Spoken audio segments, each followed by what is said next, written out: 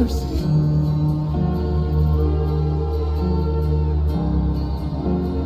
I have.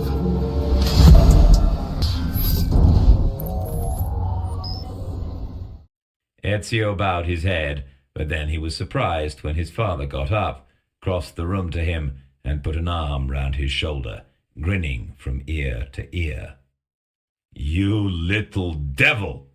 You remind me of myself when I was your age." But Giovanni immediately became grave again.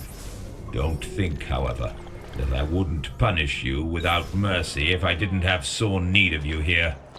If I didn't, mark my words, I'd send you off to your Uncle Mario and get him to recruit you into his condottieri squadron. That'd knock some sense into you.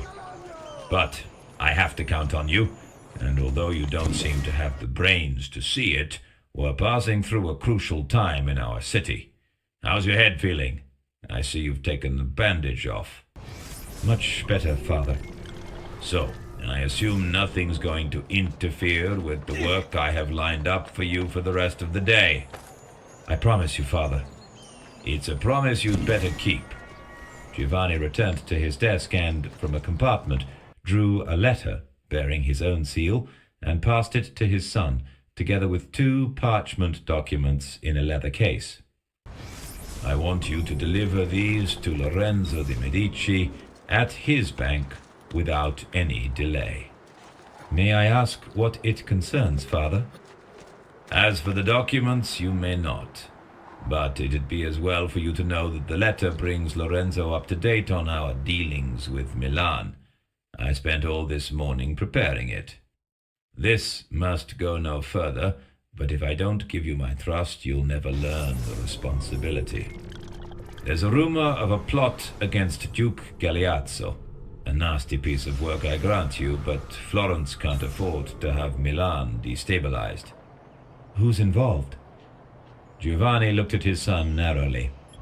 "They say the principal conspirators are Giovanni Lampugnani, Girolamo Olgiati, and Carlo Visconti. But it looks as if our dear Francesco di Pazzi is involved as well. And above all, there's a plan afoot which seems to encompass more than just the politics of 2 city-states.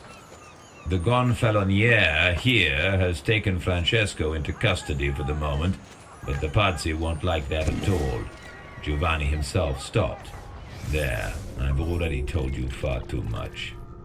Make sure this gets to Lorenzo quickly. I've heard he's leaving for Careggi very soon to take some country air, and while the cat's away..." "I'll get it there as fast as possible." "Good boy. Go now." Ezio set off on his own, using the back streets as far as possible, never thinking that Vieri might still be out looking for him. But suddenly, in a quiet street within minutes of the Medici Bank, there he stood, blocking Ezio's path.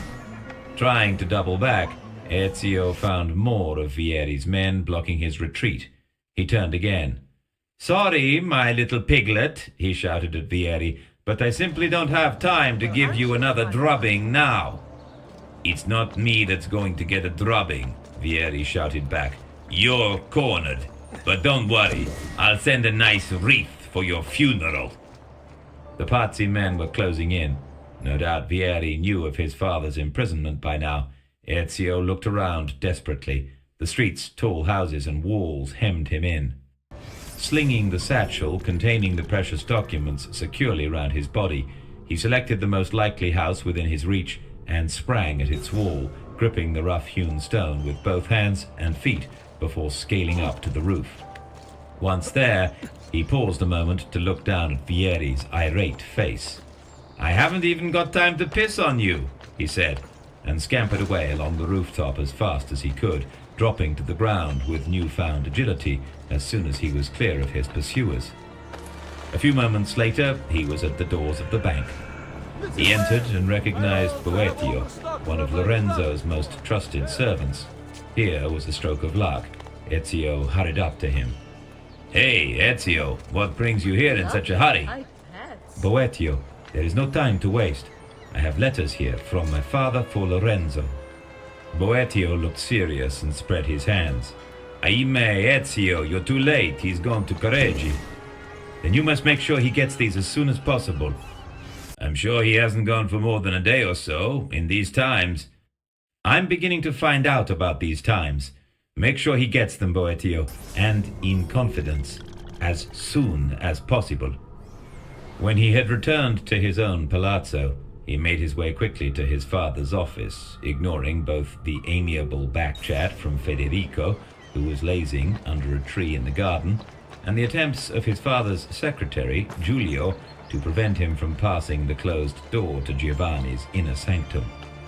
There, he discovered his father in deep conversation with the Chief Justice of Florence, the Gonfaloniere Uberto Alberti. No surprise there, for the two men were old friends, and Ezio treated Alberti as he would an uncle, but he'd caught expressions of deep seriousness on their faces.